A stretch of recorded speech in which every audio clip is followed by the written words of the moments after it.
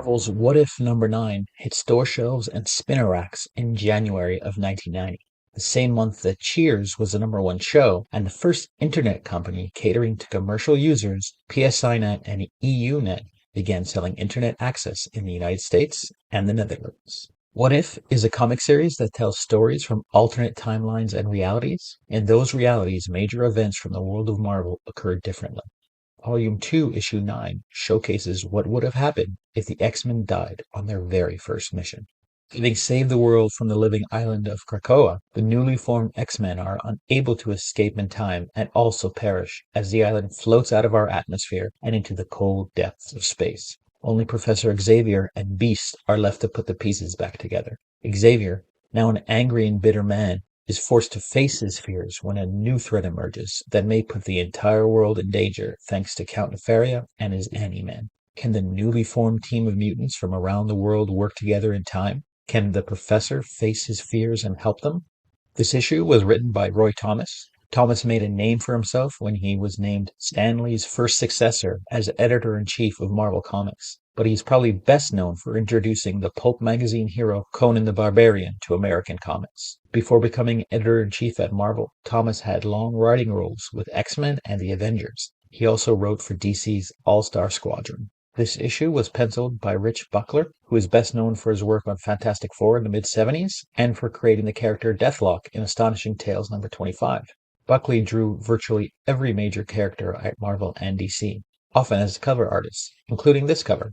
Buckler worked for Archie Comics in the mid-80s, when that publisher briefly revived its Red Circle Comics superhero line. Buckler returned to Marvel and briefly drew The Spectacular Spider-Man with writer Peter David, where they produced the storyline The Death of Jean DeWolf. He also served as editor for a short-lived line of comics by Solson Publications, where in 1987 he created Reagan's Raiders. Sam De La Rosa inked this issue as well as the cover. De La Rosa has had a long and varied career in Marvel, DC, Image, Disney, and Dark Horse Comics. Just prior to working on this issue, he worked on the first and second Predator comics for Dark Horse. Sam's work on Venom, Lethal Protector 1-6 is the main basis for the Venom movie, and Venom Let There Be Carnage was based on Maximum Carnage Sam also worked on. Evelyn Stein was the colorist on this issue. In truth, I was unable to find much information on Evelyn.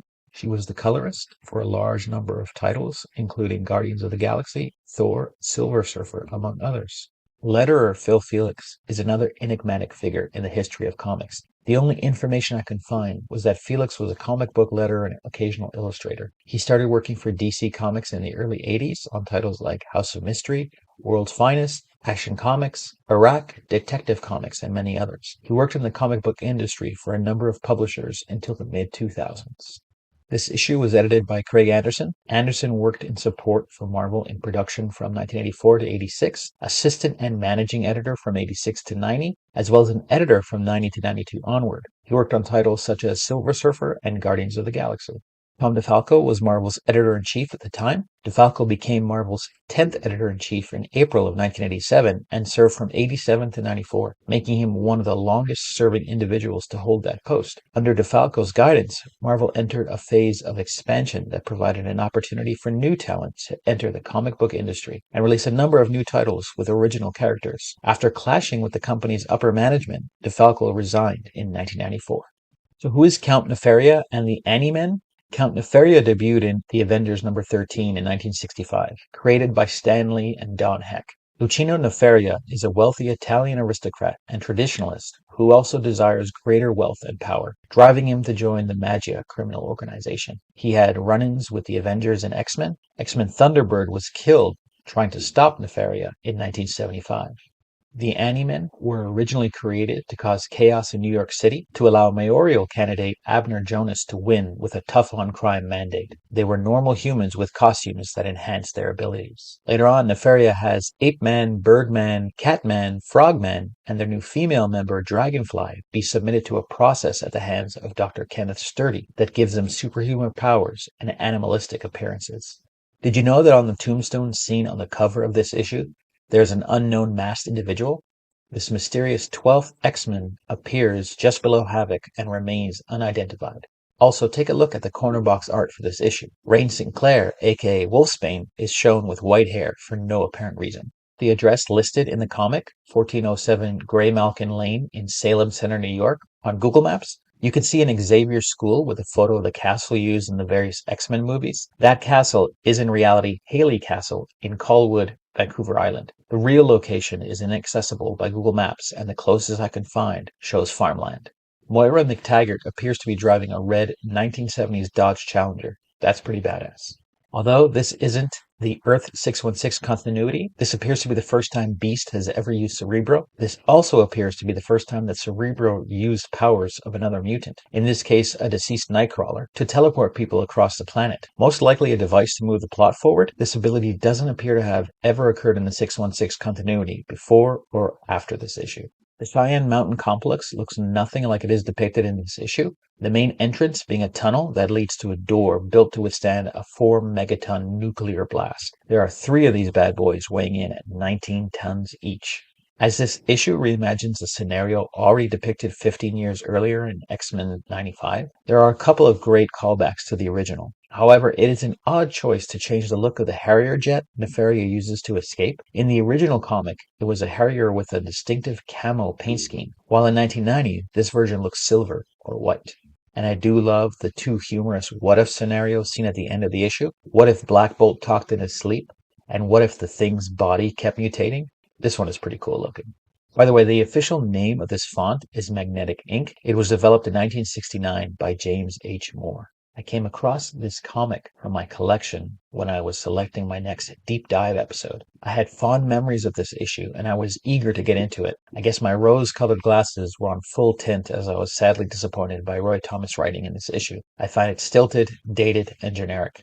Yes, I understand Hank McCoy, aka Beast, can come off professorial and thesaurus-like when speaking, but phrases like, "so here, as the Pythagoreans say, goes nothing," is a bit much. And attempting to sound like a young teenager by explaining a telepathic message as some mental MTV is a bit, well, lame. I was generally disappointed by the storyline. There isn't much here at all. All the X-Men are dead. Xavier is depressed. There is a crisis, Beast finds new recruits, and the X-Men are back. The story was filled with so much exposition and dialogue that the action and plot were bogged down. Our new X-Men managed to save the day almost accidentally while fighting D-rate Any-Men. There is simply a lot of dialogue in this issue. Right from the first page, where we see the Watcher deliver a full monologue regarding the X-Men's original exploits on Krakoa. Rich Buckler and Sam De La Rosa's work is decent enough, although I'm not a fan of the White-Eyed Beast. Though one of my favorite panels from this issue features Beast using Cerebro and fighting to maintain control. I found mint or near mint issues of this comic selling for as high as $79 on pricecharting.com and as low as $11.50 on mycomicshop.com. The original cover price was $1.25 or $1.75 here in Canada. 1989 and 90 were dominated by DC's Legends of the Dark Knight series, thanks to the popularity of the Tim Burton film and Todd McFarlane's bold new take on Spider-Man. There was a boom of comic publishers launching that year. New Century Comics, Disney Comics, Millennium Publications, MU Press, Tundra Publishing, Valiant Comics, Drawn and Quarterly all entered the marketplace. Print comics industry-wide, including bookstore, book clubs, and newsstand sales, excluding library sales, was about $200 to $300 million, or about $603 to $724 million today.